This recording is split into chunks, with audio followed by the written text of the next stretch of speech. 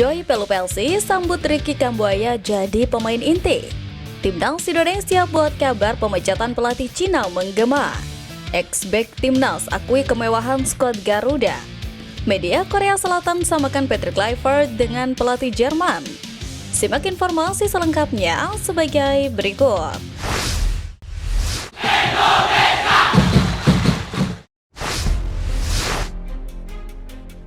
Ex-back Timnas akui kemewahan skuad Garuda. Jelang menghadapi laga krusial kontra Cina dan Jepang, Timnas Indonesia mendapatkan suntikan motivasi dari sosok Octavio Dutra. Seperti yang diketahui, Octavio Dutra merupakan salah satu pemain naturalisasi yang sempat merasakan bagaimana perjuangan bersama tim Merah Putih. Pemain berposisi sebagai bek itu juga telah malang melintang di Indonesia dan tentu memahami seluk-beluk sepak bola tanah air. Hal tersebut lantas membuat Octavio Dutra mengutarakan pendapat serta pandangannya mengenai perjalanan Timnas Indonesia di ronde ketiga kualifikasi Piala Dunia 2026. Dutra menilai Timnas Indonesia tidak perlu lagi menambah armada pemain diaspora. Namun, dia tidak akan mempermasalahkan apabila PSSI memutuskan untuk kembali menambah pemain diaspora jelang partai kualifikasi Piala Dunia 2026 melawan Cina dan Jepang. Oh, menurut saya nggak usah lah, nggak usah ya. Kalau ada oke, nggak apa-apa. Tetapi sudah ada sekarang pertandingan sudah dekat ini di mata kita ini, ya kita manfaatkan apa yang ada ya. Dengan apa yang ada, jangan kita takut, jangan pikiran kita nggak bisa semua pertandingan itu 11 lawan 11. Ya jadi harus kerja maksimal.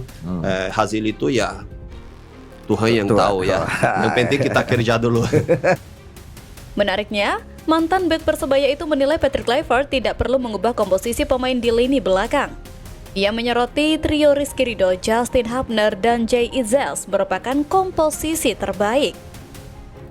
Bagi Timnas Indonesia, tidak ada cara selain menang saat menjamu Cina di Stadion GBK pada 5 Juni nanti untuk menjaga asa lolos ke Piala Dunia. Kemudian memikirkan cara agar bisa mencuri poin di markas tim terkuat se-Asia yaitu Jepang. Dutra pun mengakui Timnas Indonesia tidak memiliki peluang besar untuk mencatat kemenangan di markas Jepang. Namun, ia tidak mau skuad Garuda kalah sebelum bertanding dan menegaskan bahwa mentalitas akan menjadi faktor penentu hasil pertandingan melawan Jepang.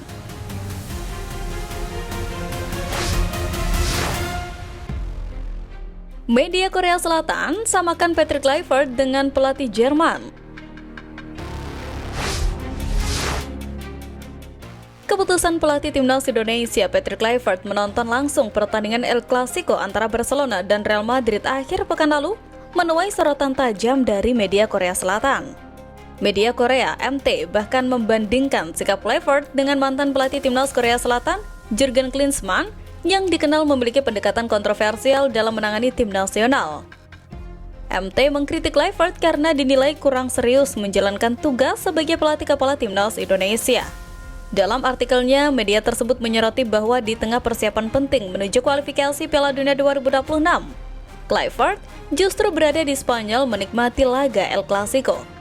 Situasi ini dianggap mencerminkan kemalasan dan kurangnya komitmen seperti yang ditunjukkan oleh Klinsmann saat melatih Korea Selatan. Patrick Kluivert terlibat kontroversi atas kemalasannya. Jelang lanjutan putaran ketiga kualifikasi Piala Dunia 2026, dia berada di Spanyol dan menyaksikan mantan klubnya Barcelona bertanding. Tulis MT. Keberadaan Kluivert di Spanyol dinilai tidak tepat waktu karena Timnas Indonesia sedang menantikan dimulainya pemusatan latihan. Terlebih PSSI telah menjadwalkan TC Timnas Indonesia dimulai pada 26 Mei mendatang sebagai persiapan menghadapi dua laga krusial di bulan Juni. Bahkan, Kluivert sudah diminta segera kembali ke Indonesia untuk menyusun program latihan intensif Jay Itzels dan kawan-kawan.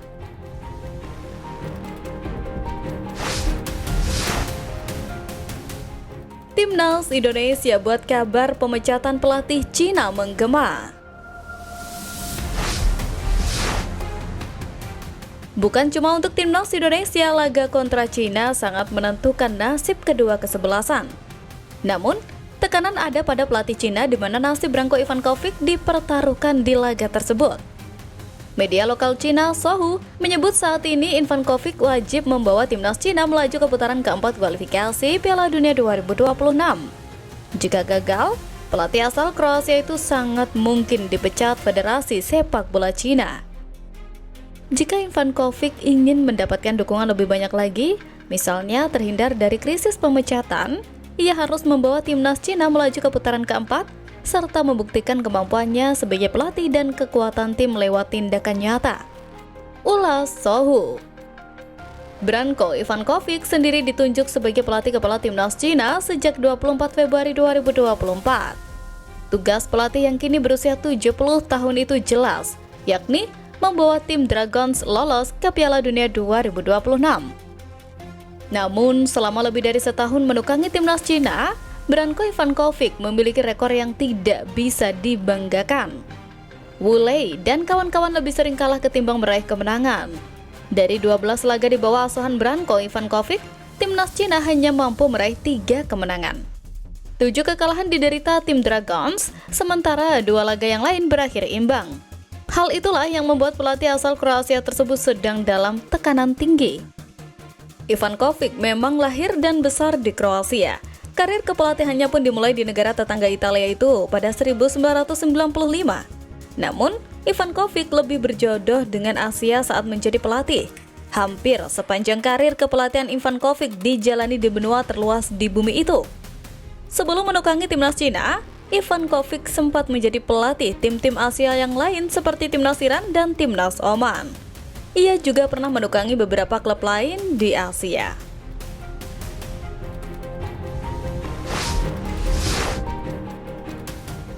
Joy Pelupessy sambut Ricky Kambuaya jadi pemain inti.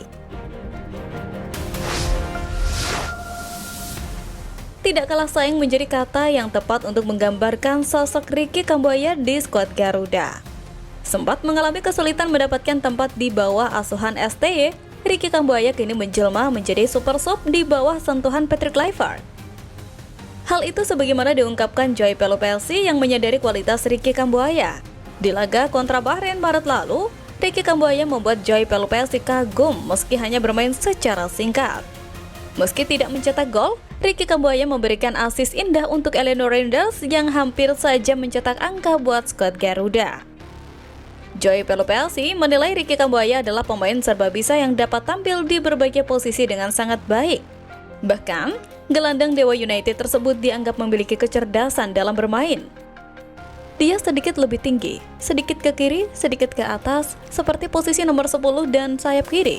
Dia juga bisa melakukan ini posisi nomor 6. Menurut saya, dia pemain dengan banyak kualitas dan juga serba bisa karena dia bisa bermain di posisi yang berbeda. Itulah yang saya pikirkan tentangnya. Saya terkesan dengan keterampilannya, kecepatannya, dan tindakannya. Ungkap Joy Pelupessy kepada Gol. Bukan cuma Ricky Kambuaya, Joy Pelupessy juga terkesan dengan penampilan 2 pemain lainnya yaitu Rizky Ridho dan Marcelino Ferdinand. Namun sepertinya sudah menjadi hal biasa mengingat Rizky Ridho dan Marcelino kerap mendapatkan tempat utama di skuad Garuda. Sementara Ricky Kambuaya yang menjalani musim ini dengan fantastis, bukan tidak mungkin dia akan memiliki kesempatan sebagai pemain inti di bawah sentuhan Patrick Kluivert.